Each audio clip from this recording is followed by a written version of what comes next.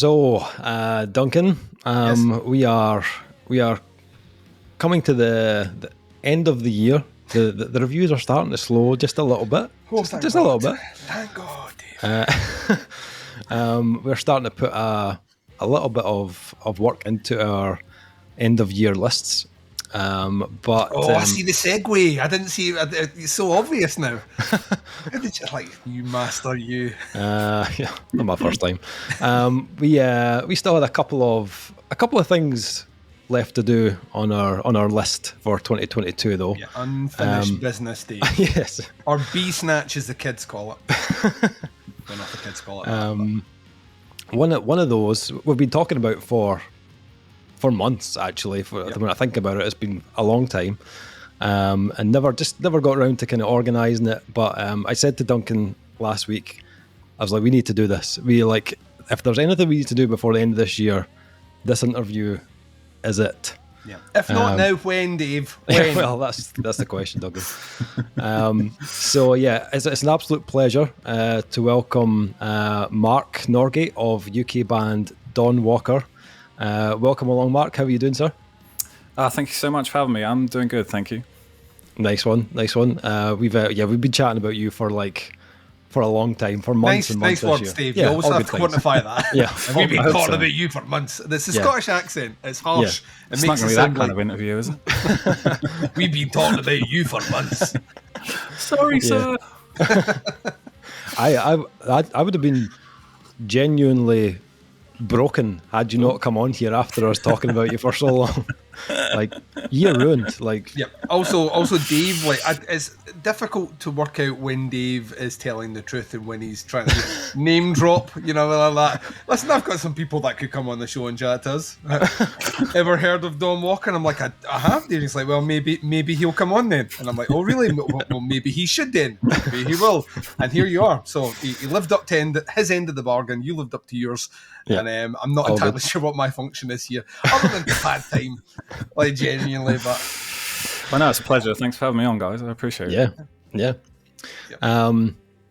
So before we get into the new album and all that sort of stuff, just for people that have never heard of Dawnwalker before, and for me, because I'm curious as well. But how did Dawnwalker form, and when did this all start? Probably about 2011, 12-ish. I was playing in a couple of different bands, and I was writing songs and bringing stuff to those bands, and then had some stuff that I wanted to work on my own home studio sort of stuff. So it was a lot of things that I didn't quite know how to fit them into other projects. So a lot of it, especially at the beginning, was really ambient and loop based, and it was quite space, a lot of instrumental stuff, and just somehow accidentally songs started coming out, and people started calling me a songwriter, and I was like, ugh, no I'm not. Don't say that. I don't know. The other day I was like, fucking hell, there's 5 albums now. Jesus, where did all those come from? Fuck. Wow. I was like, when did I do all this? Do you think from your position then, having an eclectic influence on your musical writing is what maybe has pushed you more towards creating your own environment of music, really? Because I know, from being in bands, a while ago, with this man that's on the call with us right now, there are times that you'd be sitting jamming a riff and you just be like, this is such a cool riff. It does not fit anywhere with anything that we do, so we're just going to shelve that. And that idea is now lost to the ether. Is that a case of all those different the different bands that you're in and all the rest? Is there a conscious effort then not to let anything go to waste at that initial stage, or is it more just this is kind of cool idea, I'm just going to riff it and see where it goes, and then the song comes? No, I think it's it's a lot. I'm the same. I have a lot of doodles on my phone, this little 5-second riff thing and most of it I'll never think about it ever again kind of thing, but the ones that you're oh, what about that? Oh, that was quite good. I'll go back to that one. What happened with that thing? It's ooh, that's better than I remembered. Let's do something with this. But there's, I I have no discipline. There is no rhyme or reason. There's no design. You know, I'm not trying to meld genres or do anything. It's just, you know, what comes out. I sort of sometimes, whenever I set out to do a specific thing, and it never ends up like that at all. It ends up the polar opposite. So it's just, I don't know. It is what it is. It's the Tenacious D approach, you know, like when they released that song Tribute and everyone's like, oh, it's so funny and all the rest. And I'm like, if you're a musician, it's not funny, it's trauma, because we've all had that one band practice where everything sounded amazing but no one recorded it, and then you're away for a couple of weeks and you come back and the riff does not sound like it did 3 weeks ago, and as a result the song's ruined. So the thing, I suppose from my point of view, before I monopolise the entire conversation here, which is possible, and Dave will lip me as well, because he's just, look at him, he's coasting, right? But we obviously discovered your music into 2020, I think. Towards the end of 2020, and it did floor us, because it just sounded very different from a lot of what we had been hearing that year. Interestingly enough, it seems like this year there's been a lot of stuff coming out that's kind of sounded a bit like what you were doing then. So when we heard you were doing something else, we're like, this is the prime time for a new Dawnwalker album. Everyone's evolved their sound. He's just going to slip in there and say like that, I was doing it in the 40s. And then you came in with something that, I mean, is very much of your sound, but is markedly different in terms of like song length, song structures and all the rest. Is there, now going off the back of your thing, things just happen the way they happen, was there a conscious effort that, right, I'm going to make the next album, but the songs aren't going to be as maybe sprawling and long, like more focused into kind of bite-sized chunks than there was in the previous release? Yeah, there was, but like a friend of ours actually pointed out that if you look at all of our stuff, the Ages is the anomaly in our discography. It's like all the other 4 have 4 or 5 minute songs on them and 13 tracks or whatever. Like, so Ages is the outlier. So, but yeah, there was a conscious effort on Ages to say, okay, we're going to do the long form thing. We're going to write 10-minute, consciously prog, noodly, expansive kind of stuff, and like just explore it as much as we can. And then by the time we got to the end of that, I'm like, boy, am I sick of writing long, twisting prog songs. Just fucking 3 minutes will do, Jesus.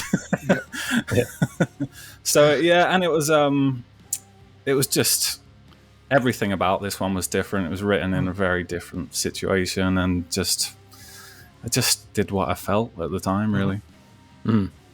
As Duncan said, we reviewed Ages first, and we were genuinely excited when we heard the album, because it was our kind of introduction to Dawnwalker, and that's primarily the reason we do this, is to find those bands and those albums that kind of fly under the radar, and a lot of publications maybe don't cover them, you know, because there's, I don't know, a new Architects album out that week, you know, and they'd rather get the clicks from that, shots fired. But, you know, when the news dropped about the new album, it was, I think it was the July, I think we heard about it. And then obviously the album came out in August. But as soon as the news dropped, I think Duncan clocked it first on Facebook and then tagged me. I'm never on Facebook to clock anything, and it was that kind of like, Dave, did you know this? I know, and we were just instantly like, really like, oh my god, this is going to be something special. Just going on the back of the previous album, and then you heard it and you were like, oh. Not sure. There is a review out there of us talking about that one, and I don't know if we can actually promote it here, because it does sound like we were paid a lot of money, but we genuinely loved that release. But I think, like kind of what Dave was saying there, I'll let you finish your question, Dave, but I think it was more because having that one album, the assumption was this is Dawnwalker. This is Dawnwalker, right? I can quantify what Dawnwalker is because I've heard Ages, and then the new album came out, I was like, I know fuck all about anything. So fuck me, first and foremost. And it was kind of like this kind of weird kind of code switch without you necessarily like it's still very much you. I think that's the thing. Like when you try and describe it to someone, it's still very much you. It's still instantly recognizable. It's difficult to describe it to someone. It's very difficult to describe without like mentioning, well, it's like this, but it's not that, and it's like this, but it's not that. And I get that question a lot, and please don't make me do it. How would you describe it? I'm like, no, I don't score that question off the list there. I don't know. No, I don't know. Like, I don't know what genre. Who cares? Just fucking press play. Because I picked up on, and I don't even know if it's a conscious thing or if it's just the way my brain works. But there was like a weird kind of maybe between like 60s, 70s Americana vibe sitting somewhere in the background, at least one or two songs, and maybe in the guitar tone. And that clocked me straight. I was like, where the fuck did that come from? And then obviously Dave, with his extensive knowledge of the King, which we discussed this briefly on Twitter, but carry on. His extensive knowledge of the King linking all these things in there. We'll come back to that. Yeah, was that? So is that a conscious influence in the background, or was it a case of it's a song that you really wanted to kind of reimagine and stuff kind of fit around that, or? Yeah, it's like part of it was kind of what I was listening to. I was listening to like a lot of that kind of Twin Peaksy stuff, a lot of Angel Olsen and Roy Orbison, stuff like that. I love that kind of music, full stop. But the Elvis thing was a different thing.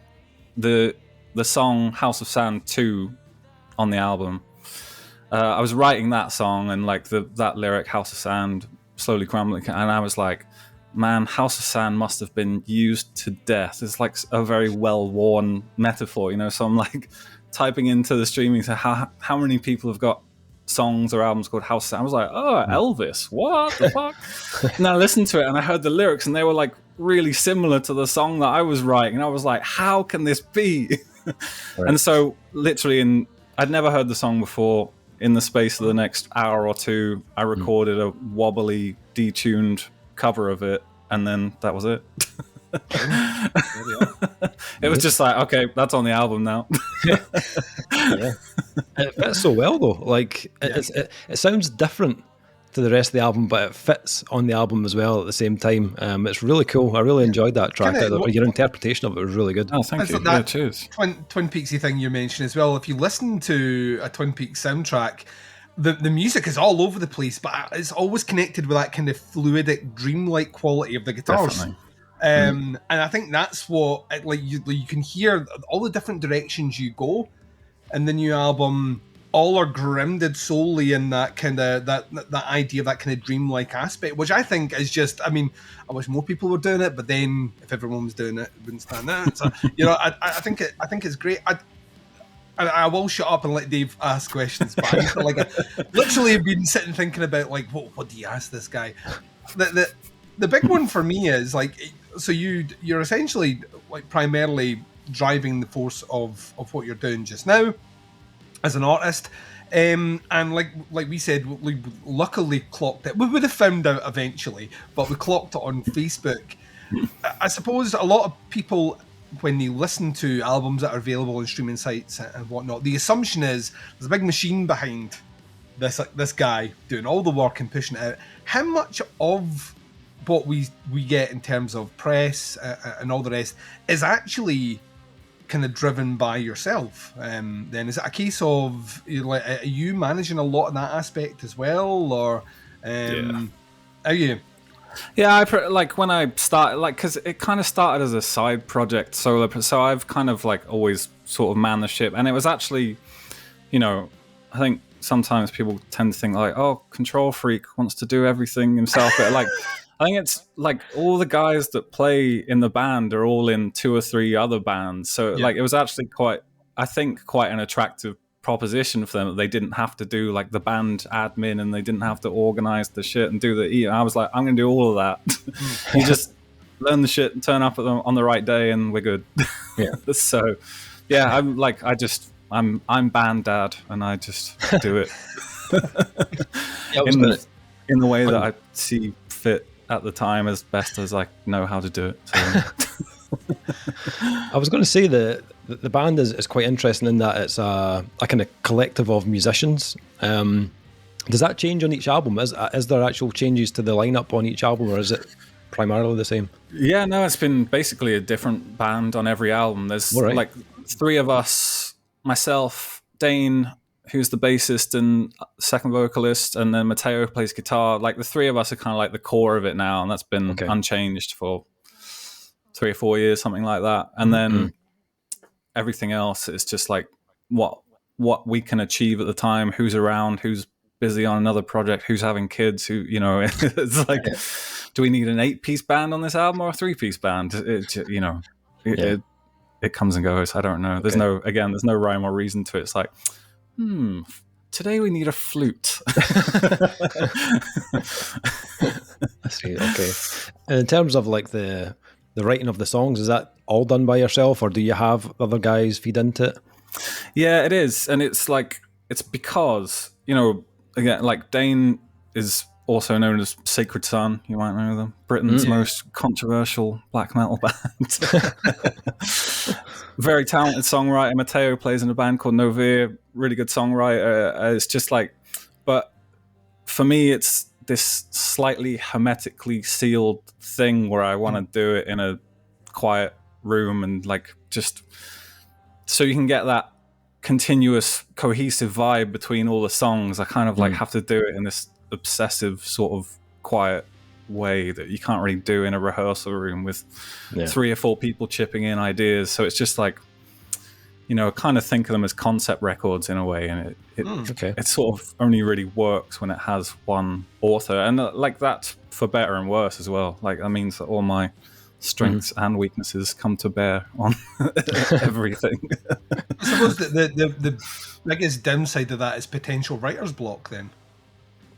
So are there occasions where you've come across that, and how easy is it to overcome as a musician? Do you have to basically put instruments down, go away and do something else for a couple of days and then come back? Or well, tell you the story. When we put out Ages and we promoted that, we came to the end of the sort of promo cycle of that one. And that was probably the end of 2020. What year is it now? 22?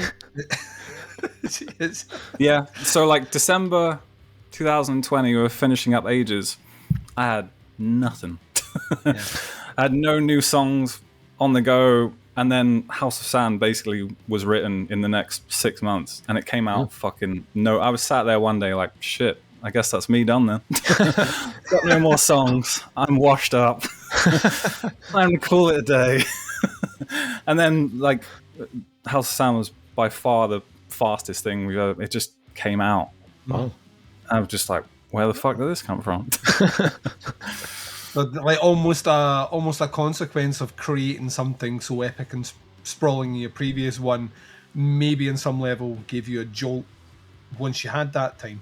You know, you get that, you come off writing, like you said before, massive proggy songs, which, I mean, like you do, like by the time you get to that album, you're kind of like, like just, so I get it. Like musically, that's the thing that's always kind of, like I think, because of the short distance, I think there's a reason bands like Tool spend like 6 years in between writing albums. It's like they write it and they put it out, and then they tour it, and then they're like, right, if I don't see you for like a year, that's cool, right? Bye. Or 10.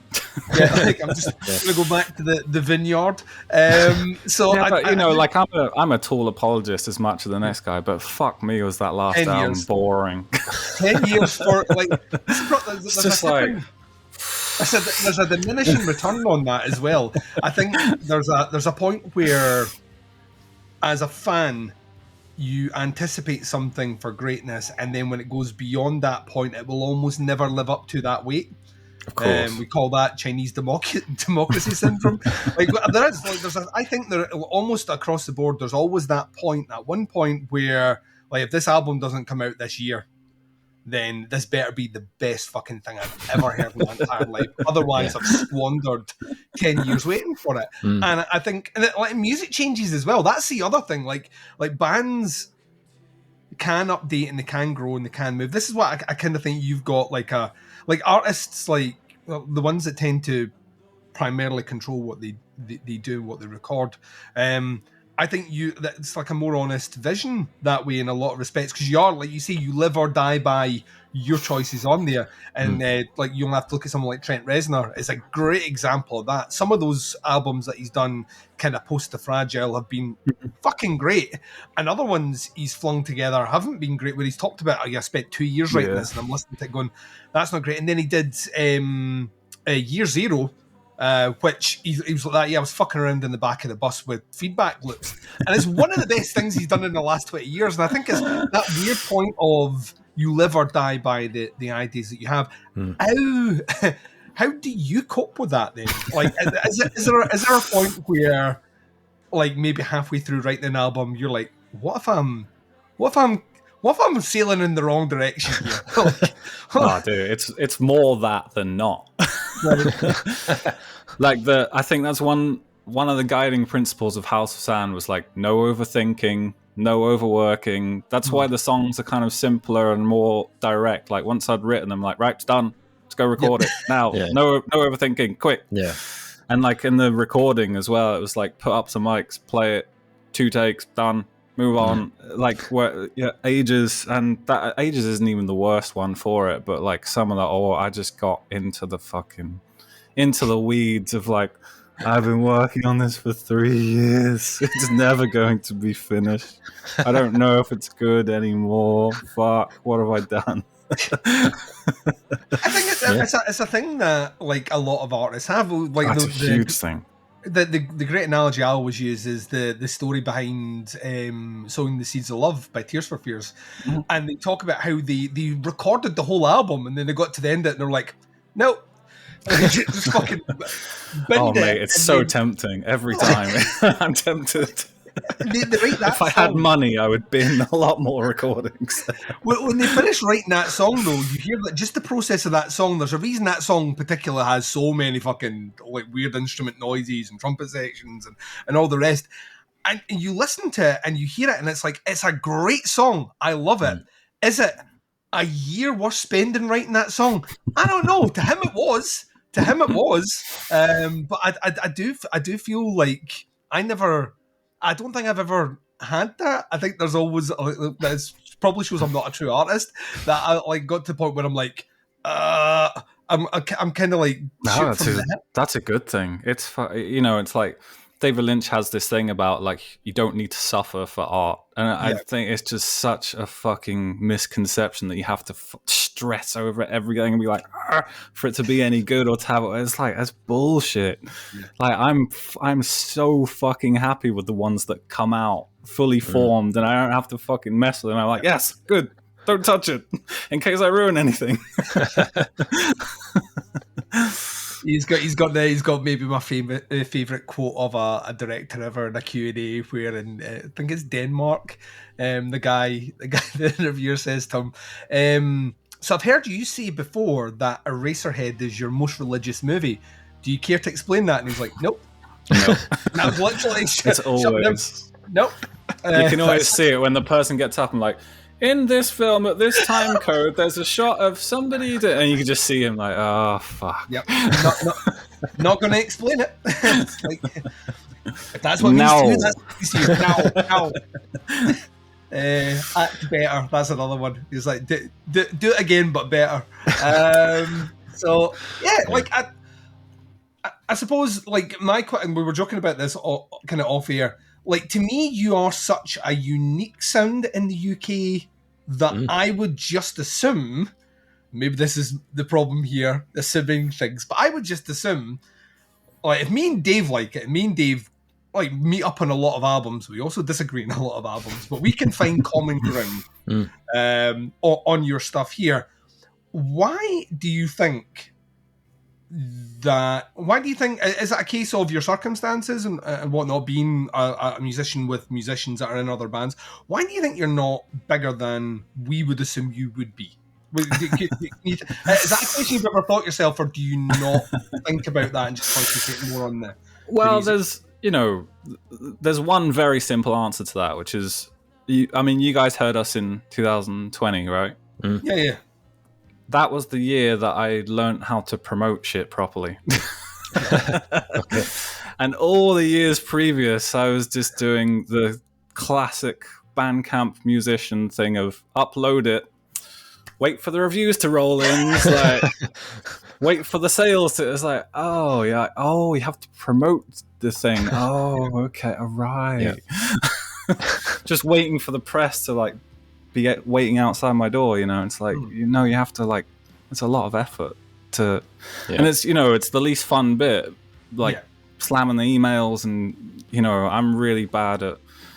In my daily work life and everything at networking, like, I'm terrible at that shit. So it's a bit easier doing it on the internet, and I can just quietly send an email like, "Excuse me, sorry to bother you. Would you mind checking out my album, please?" But basically, either we're not bigger because we suck, or because I've done a terrible job of promoting us over the years.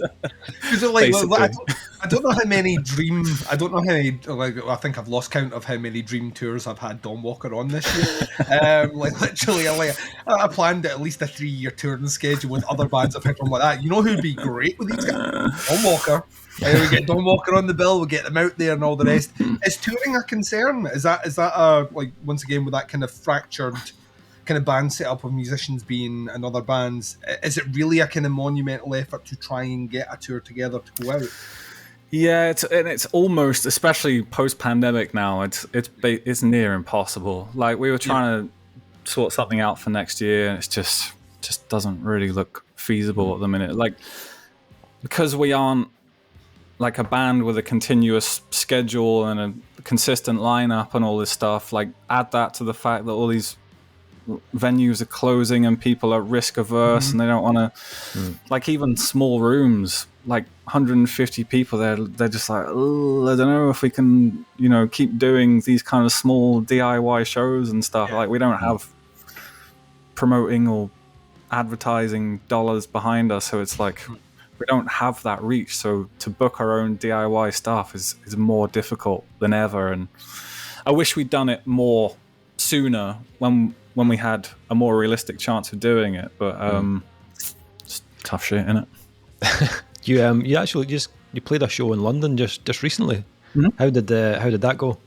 It went great, and we had a 6-piece lineup, which was fantastic. We rehearsed for 2 or 3 months.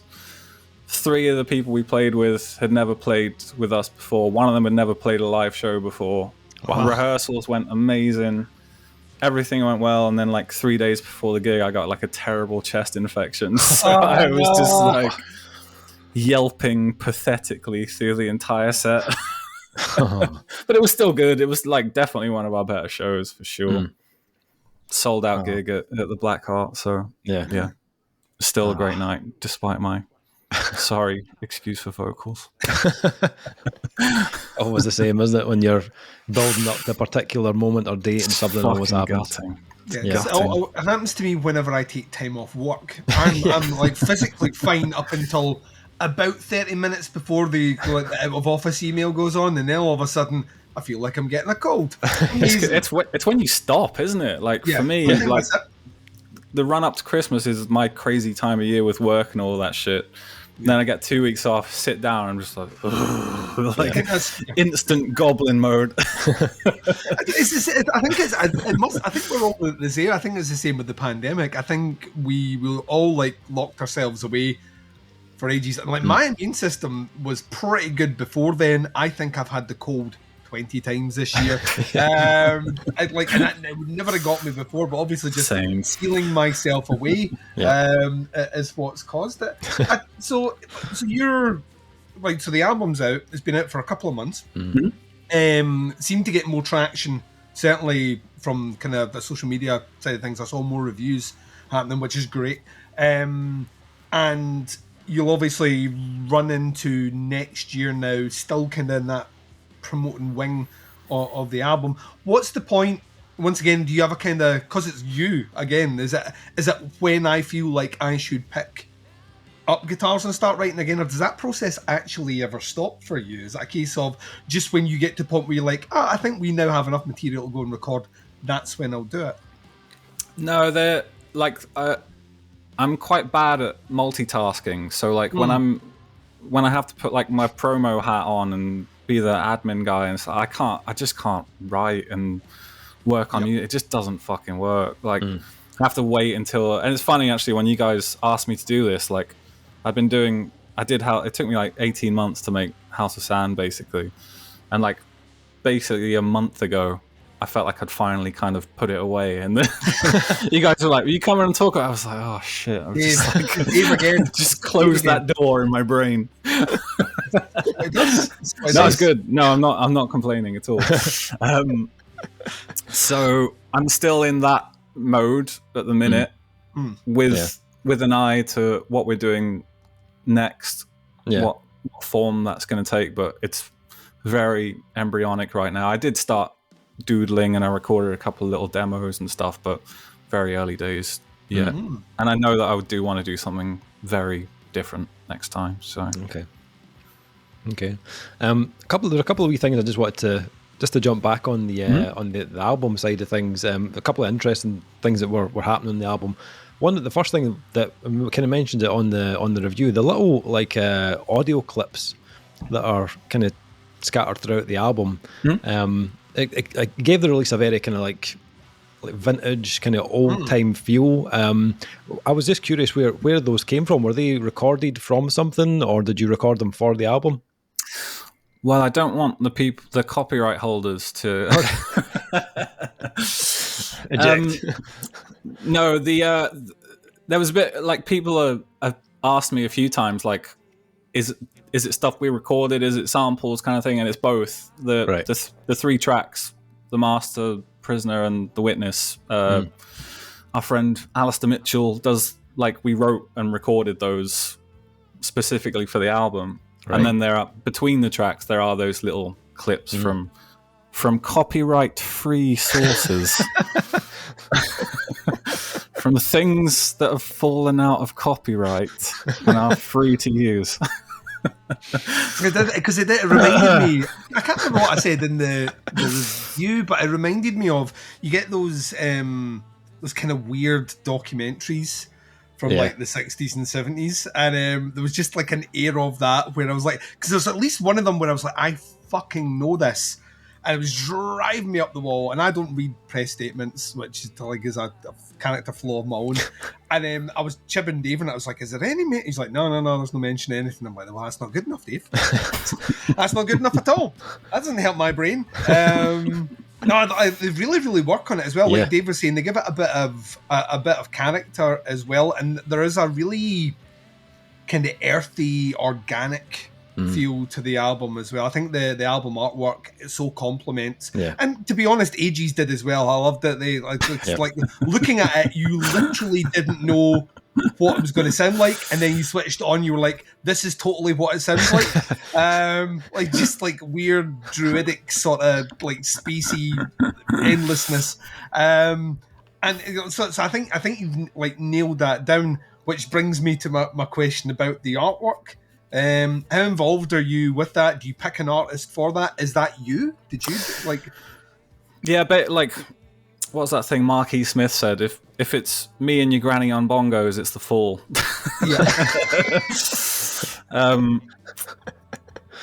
Like it's me doing it. There's nothing where I'm ever just like, yeah, go nuts. What do everything? I'm always like, do this, and it has to be this. And if it's not like, no, I'm not. Like, I'm not awful, but I do have a very specific idea of what I want everything to be. And like, I kind of, Mitchell Nolte, the guy that did the artwork, he first came to my attention. He did the Woad cover. I'm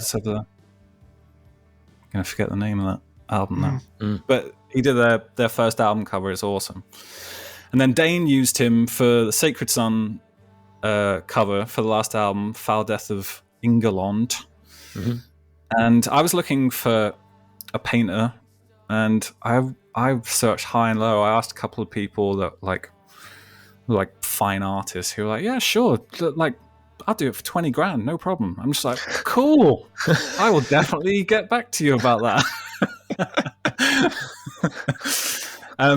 And like Mitchell's name had been floating around, and like I just kind of thought he was a metal guy, and he did like spiky, pointy, black and red album cover stuff. And then I went on his website and he does all these like historical like scenes and battles, and some of it's just like people sitting in a room signing documents, and they're really beautiful, like really muted colors and stuff. I was like, fuck, this has been like right before my fucking eyes the whole time. Duh. So I kind of pitched him the idea, and he knocked it out of the park. We wouldn't have got half the attention we got without that cover, I don't think. It's like I say, it totally. It matches up perfect. It's like it's really, really, really like there's an attention to the craft. I sometimes think, and this is the old man McLeish speaking now, right? There's an attention to the craft that is slowly fizzling out, and some of that's like the way that an album is constructed. I'm a big fan of. To me, I'm an albums guy. I'm not a song guy. Right, so I sit down and I'll listen to the whole thing, all the way right through. So, like, structure and composition is a big thing for me. You're like, you might not be writing the most original music I've ever heard in my entire life, but if it conveys a story and a feeling, a vibe by the end of it, like, you get like extra marks from me, because that to me shows that you really put thought into that. But then it moves further beyond that into things like the name of an album, the artwork. Like, I get like those little geeky little details are things I really enjoy. And like I say, it's one of those things that from looking at the Ages artwork and go, I don't know what it's like, I don't know what this is, and then halfway through going, it couldn't be any other thing than these men in sheets. Like, it's just like this is perfect.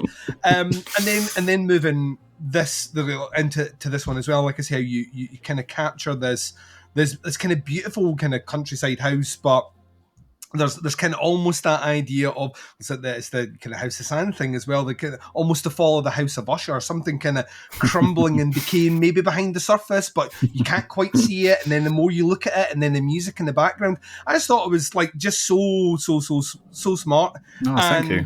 I don't necessarily think there's a question in this. Suffice to say that I do appreciate that. I think it's a detail that I think a lot of, and maybe that's because there's more people involved with it. Maybe there's a studio involved. Maybe there's more people. Maybe there's a PR company involved and all the rest. And stripping it back to that means that you have that ability to say, well, no, this is how it sounds, and this is kind of how I want it to look. And as a result, that's what people get. And like you say, either it lives or dies by the sword that way. Yeah, and it's an opportunity to do that. It's like, you could say that it's self-indulgent or whatever, but it's like I can make everything fit in the same puzzle, and that's kind of like the joy of it for me. It's like the artwork has to speak to the song titles, and the music has to speak to the vibe, and the instrumentation has to I have the there's nobody beating down my door like, where's the new record, we need it now. I'm just like, no, I'm gonna take my time and do it right and make sure everything is where it needs to be and all marries, and you get to a point where you're like, it kind of works. Yeah, it totally does. Yeah, the artwork, as Duncan said, it's very organic, which really fits with the production segue. Here we go. Which was once again, again, not my first time. Which you also did with Joe Clayton and our good man Brad Boatwright. Brad, we love you, Brad. We love you, Brad. Brad Boatwright. I love how much you guys love Brad Boatwright. I don't know if it ever made anything other than. Did he post it on social media? Like that? Or did he just send it? Right, so like we joke about how busy he is. At some point this year, a couple of months ago, he somehow had one he posted it on social media. It seems like an Instagram thing. We've got a supercut. I've seen it. It was on Instagram. I saw it. Yeah, and I was sitting going to Dave. I was like, that he's already like, that he's doing like 10 albums this week. And he's managed to knock that together, which tickled me. It tickled me in ways that probably shouldn't. But yeah, like Dave, sorry, I stole your thunder, but Brad's name got mentioned, so we had to hug him. Yeah, I love the production on the album. Everything just fits and just works. Was the majority of it recorded as a live band? Is it like? No, not at all. And I feel like I dropped the ball here because I worded it badly on the press. I said something about takes live in the room or something. People sort of took that to play like we played all together in one. Like it wasn't like that at all. We still multi-tracked it, but we did it in a sort of organic way. Me and the drummer played together to get like the drum tracks, so no clicks, so we got the vibe, and then we sort of layered, and we took whole takes and stuff. We tried to keep it as organic as possible, but like slightly given out like the misinformation that we all played as a live ensemble, which we did not. You wouldn't know though. No, you wouldn't. No, not at all. You said, I think, and a testament to that was when you said that it was kind of like 2 cuts, and then no, I'm not going to fuck with it after that. There is a kind of, I think David pointed out at the time, there are moments where you can hear that things aren't just 100% tight. And it wouldn't work on the album. Like that's the thing. Like listening to that, it would not. If anything, it would rip any soul that the album had directly if you'd done that. And to be honest, that's really not how music's supposed to be written. Well, you know, works on some albums. So yeah, I mean, Joe smashed it out of the park on it. It was, you know, we talked about it a little bit beforehand, sort of like some Steve Albini sort of miking techniques and using a lot of room mics and just prizing the vibe over everything else. And I just I couldn't be happy with it. It's just everything that we've done in the past where I feel like we've over tightened and we've over smoothed and perfect. I now listen back to it, I'm like disappointed in it. Like why don't we leave a bit more of these edges in there and don't smooth? You don't have to, it's fine. You don't have to sound like a machine, it's good. Leave it alone. Another thing I wanted to mention was, and you posted a picture of this on Facebook, but I thought it was interesting. The Nightmare box, like that, which was used on the album. Doug is like, the Nightmare box. Where did this come from, and what was the kind of inspiration to use this? This is another of Joe's. Techniques. He has this haunted little wine box thing. I don't know what it is. It's a sort of homemade amp, has the most distressed, haunted sound that's coming out of it. And like he sort of played something through. I was like, yeah, that's cool. We could use that on like one little thing for 5 seconds. That might sound cool. Joe's like, no, we're running all of the vocals for the entire album through really? I was like, okay. And I'm glad we did. It's like, that's why everything just sounds a little bit off kilter and a little bit detuned and kind of like, there's so much that went through that little haunted box. And it's just like imbued the whole album with this haunted aura. But it's like apparently after the House of Sand session, the box broke and it hasn't been used since. So I might be cursed now. I think that's what I think is now passed on to you. And I'm going to say is having watched The Ring, I think you now need to make an amp and give that to someone and get them to record it for the curse to be lifted. So that's possible. Yeah, but like just to sing Joe's praises some more, he's like a great producer. He knows when to do something and when not to do something. And on this one especially, it was like, let's just put some mics up in the room. Let's play stuff and record it and then just fucking leave it. It's good. Yeah. There seems to be like a drive recently of kind of bands who are kind of genre adjacent to what you did on House of Sand. Like Green Lung, on their press statement, I remember reading that about they broke into a church just so they could play an organ. And I'm like, there are easier. You could have just asked the vicar. Like, no. Let's get in there. Let's get this. Yeah, I mean, you know, it works. It works for certain bands. You know, like I love Meshuggah as much as the next guy. Like you want them to be like fucking machine tight and repetitive and just sort of like fuck. But you know, when you listen to like bands that I know and I've heard them play 20 times or whatever, and then I hear their record and it's just like they sound like fucking computers. I'm like, you guys don't sound like that. I'm sorry, but and like it's good. It's fine. You play hardcore music. It's supposed to be a bit fucking sloppy and raw. It like doesn't need to sound like a fucking machine. Yeah. There's genres where that's built into the expectation. It's built into the sound. Like it's the kind of the anti. Like we've once again we talked about this like before. Like to me, the bands that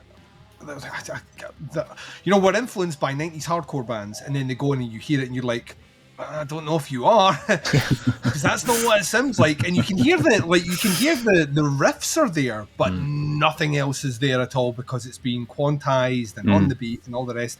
Whereas like that on a technical death metal album kind of has to be that way. You know what I mean? If things start moving slightly off to the side of that one, kind of makes it, especially when you've got as much eccentricity on that one, it kind of needs to be that way. I couldn't imagine that on Ages, and I couldn't imagine that, with House of Sand. I kind of had to be that way, but once again, from what you've said with your influences going into it, I kind of, that's the point. And I think there are some people that really love that side of things, that really like want everything to be as tight as possible. And then there's the other side where I think there's a kind of, it's not even a lost art, it's just it's understanding that like sometimes less is more on a release. And like I thought one of the kind of smarter things on the album was those kind of, like you say, those rough edges, because it does, like, if I play that to someone and I say, what year did this come out in? I'm going to get multiple answers. Yeah. You know what I mean? If I play Meshuggah's new album, ballpark figure, someone's going to work out it was released in the last couple of years. And I think that's kind of cool. You show them that artwork as well. It's going to all add into it. It's a vibe and a feeling, and it carries through the listen multiple times. Like every time I go back, I'd like it, just that headspace goes on, and you kind of, it's a very absorbing album. Is the way I described it in the review. It's very immersive. It's at times, but it's a different times album as well. Like a lot of those immersive experiences, I tend to like at night, lights off, good headphones on, you drift away and whatnot. But I've found myself like out on a walk, and I'll put the album on and I listen to it. It's daylight and all the rest, and it works really well then. So well done. It works in ways that you don't expect, which I think is kind of good. I know, I'm the same. I can't listen to a song from the album. I just can't do it. Like, I have to listen to the whole thing. So I need to make sure that, like, okay, I've got the next hour to myself. I'm going to listen to that whole album, because as much as I love each individual track, I think it works best when you listen to it as a whole kind of piece. And the production is just spot on the album. I think you got it absolutely perfect. It's weird though, you mentioned Meshuggah. Someone's dropped the Meshuggah word, so now it's the Meshuggah's in my head. He's opened the Meshuggah door. Here we go. They're a weird anomaly though, like, because if you listen to their back catalogue, the way they started off, they sounded quite thrashy and organic, and then they went through that whole like clinical phase where like the Nothing album was just like really like hyper focused and very clinical sounding, and then they went back towards like Kolos and the Violent Sleep of Reason, started to go that more organic way again, and then the last album was a bit of a mix. Like, I don't like the production of the last album, but it's kind of somewhere in between. But they kind of pull it off, both ends of the spectrum. Yeah, a weird one. They've fucking done it all, and they've tried it like every which way, and some of them sound better than others to me. But I do think that's a struggle for like an extreme metal band. Like, I've heard that Kurt Ballou for years was trying to get Converge to roll back on like the fucking drum triggers and all that. They're like, no, it's got to be heavy as balls, dude. And he's like,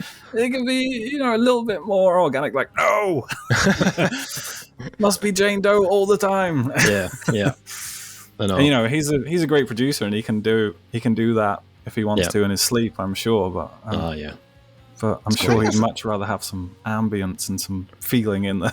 I think there's a bit of pressure about legacy as well with Meshuggah. I mentioned this before, whereas they were at one point the like anomaly band. They existed in a world where no other band really sounded like them, and they are still top of that. They're very much at the top of that pile. The way they think, and now everyone sounds like them. This is the thing. Like that influence has worked its way through to a point where if you're them, and it was kind of almost and I don't think you think like this. I think they're probably removed enough from it, but. Whereas your sound is maybe no longer as remarkable as it was before, I wonder how much of those changes in productions are to make you sound different from other bands that are kind of copying. Like they basically have it was a drum patch. Like for about 5 years, everyone had the drum kit from hell. And it sounded like shit, man. It's terrible. Every fucking band had the drum kit from hell. And it's fucking garbage. You know what I mean?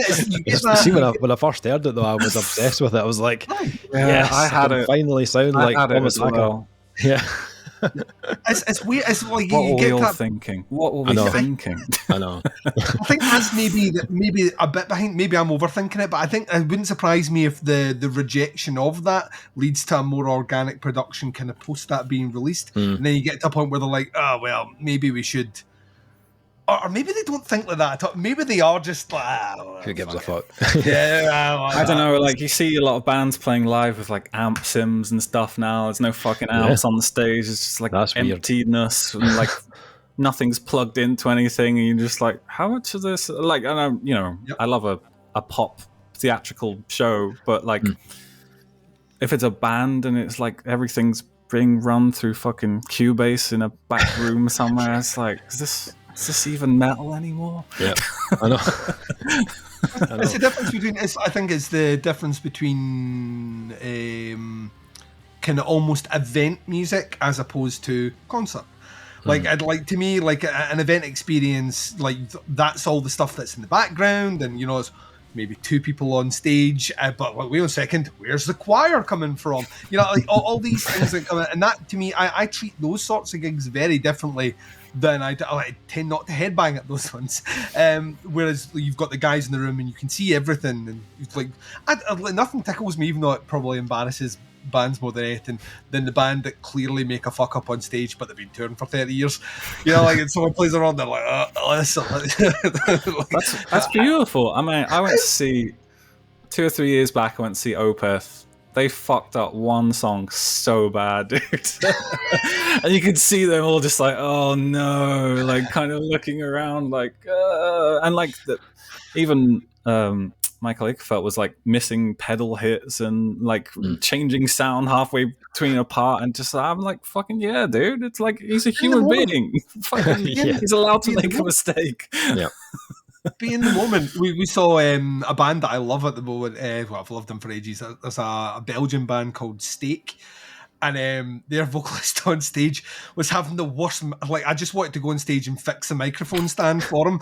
It just every time he went to sing it, it started going down. And of course, he's playing guitar and he's like fucking this. And there's no like crew there to go and fix it for him.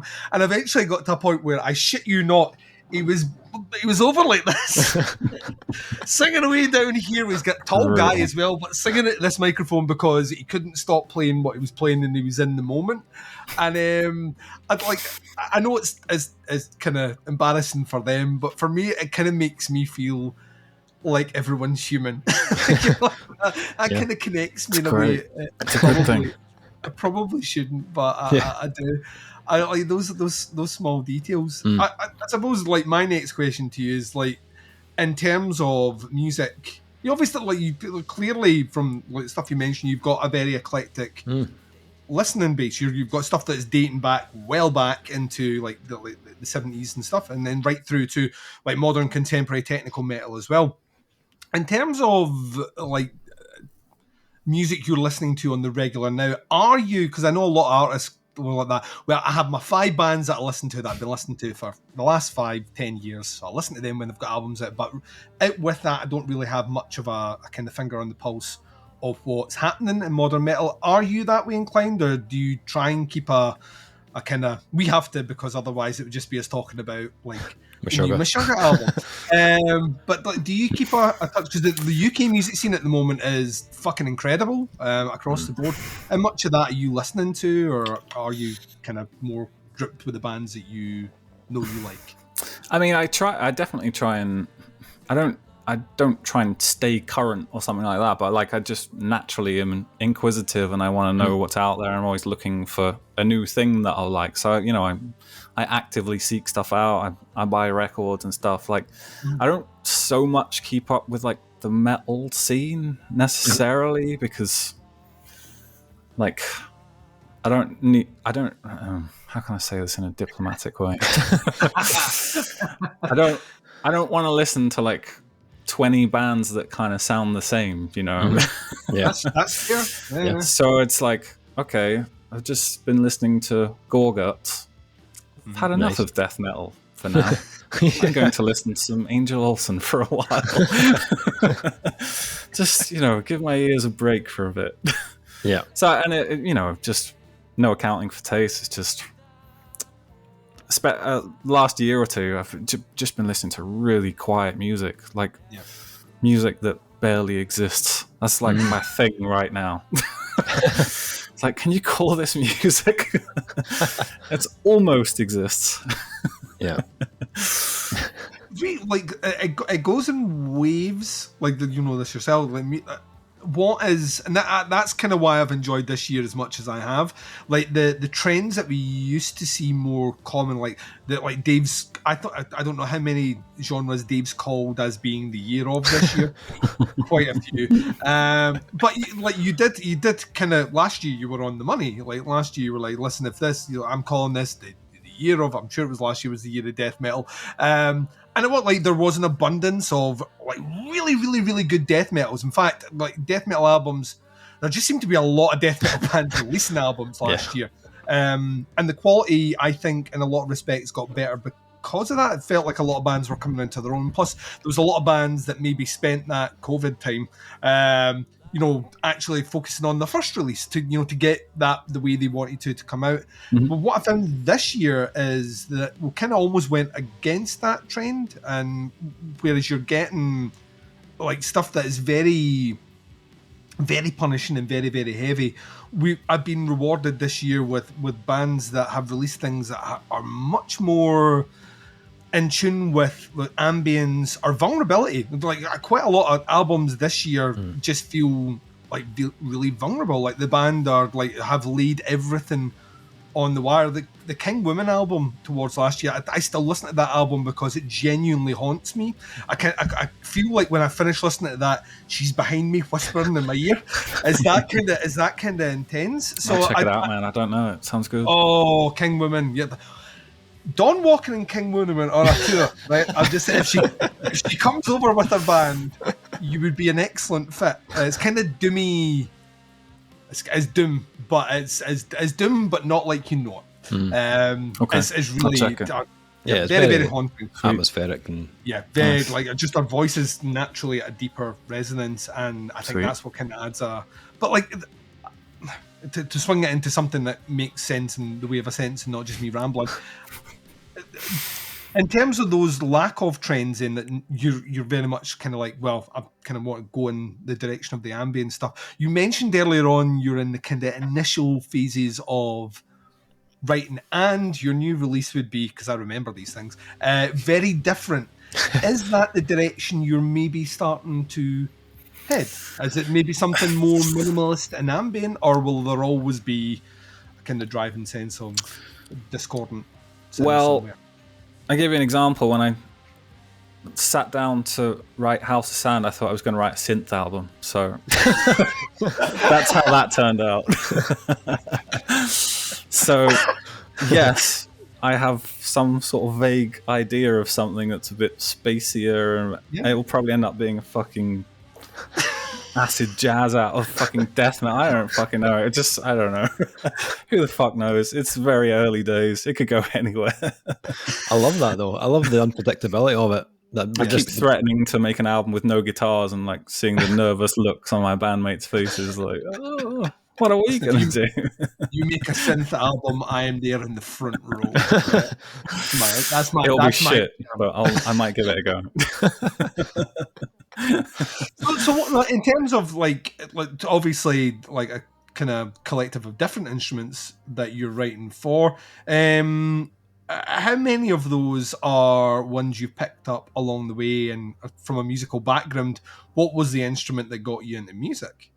Was it guitar? Or yeah, well, no, because I didn't start playing guitar until I was a teenager. And I've been into music my whole life. My family was like, there was probably 3 record players and 2 CD players in our house, and it was just like fucking George Michael from one room, and then like Creedence from another, and then fucking Jungle coming from my brother's room, and like, so, we'd sit around and watch Top of the Pops and shit, and it could be Led Zeppelin or it could be fucking, I don't know, like when people are like, it's so eclectic, it's so eccentric, it like just doesn't feel like that to me at all. It's just like it's perfectly natural and normal to put these different ingredients together. I don't know, it's strange.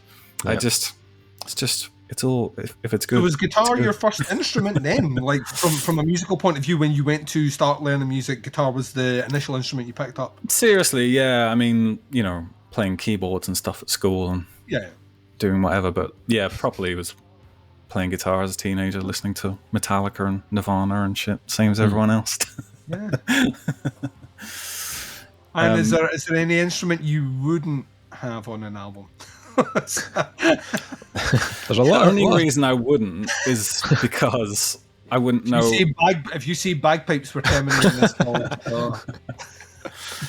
No, there's no instrument, but the only things I would never include is something that I have no idea how to write for. Like, I don't want to be like the band who's like, let's put a saxophone solo on there. It's like, because it would just, this is the year to do it, man. Suck. This is the year of the saxophone. I feel like literally about 20 metal bands have had saxophones. Yeah, like, but they were good at it. Yeah, I think they've hired the guy in. Like, they'll be like, But there's a difference. We mentioned it with the Septic Flesh album this year. There are bands that are symphonic metal bands. It's clearly a guy at a keyboard writing, like, here is my trumpet sound. Yeah. And you're like, oh, right, that's interesting. And then the ones that stand out for me are where they've been written in collaboration with. Yeah. And, an actual, like a symphony or whatever, where those people have arranged the way instruments should be arranged. You write for the instrument that you know, not the way you think the instrument should sound. Yeah, and it has to work for the song. That's the thing. You can't just be like, let's have a fucking ukulele today. It's like, no, let's not. Like, I'm not trying to just be like, what wacky shit can we do today? No, it's like, it has to work in the song, and I'm not just gonna be like, what exotic instruments can we try next? Like, that's a bad idea. What we're hearing is no Vuvuzela on the upcoming, right? So we're just taking that. If it works, it works. We'll see. If it's in there, I want credit. Nice. Well, I think we've probably taken up enough of your time this evening. This has been really fascinating, and just to hear the background and what goes on with the band and the album. I really appreciate your time this evening, Mark. And both of us, I speak for both of us, but really can't wait to hear what you do next. But yeah, thanks so much for coming along. Really appreciate it. Oh, pleasure, guys. Thanks for having me on. Fun chatting to you guys. Hope some of that was remotely interesting. Yeah. You will hear if you brave the however many hours our top 20 of the year is going to be, probably quite a bit. I imagine Dawnwalker is going to be mentioned on that, probably quite high. So yeah, no, I think you released something that's is something that's kind of blown us away, and hopefully we get a chance to see you live at some way, shape, or form, which isn't me hiring you to play Dave's birthday. I'm completely open to that. But no, I hope so. I hope there's more shows and shit. It's like everything is completely uncertain right now. I hope there's more shit in the future. Who knows? We'll just have to see what next year brings. Yeah, definitely. Awesome. Well, check out Dawnwalker. The new album House of Sand is available now. You can get it on Bandcamp. I will put some links below to the band and to the Bandcamp stuff so you can check it out. That is all from us. Thanks for watching. Speak to you soon. Bye, everyone.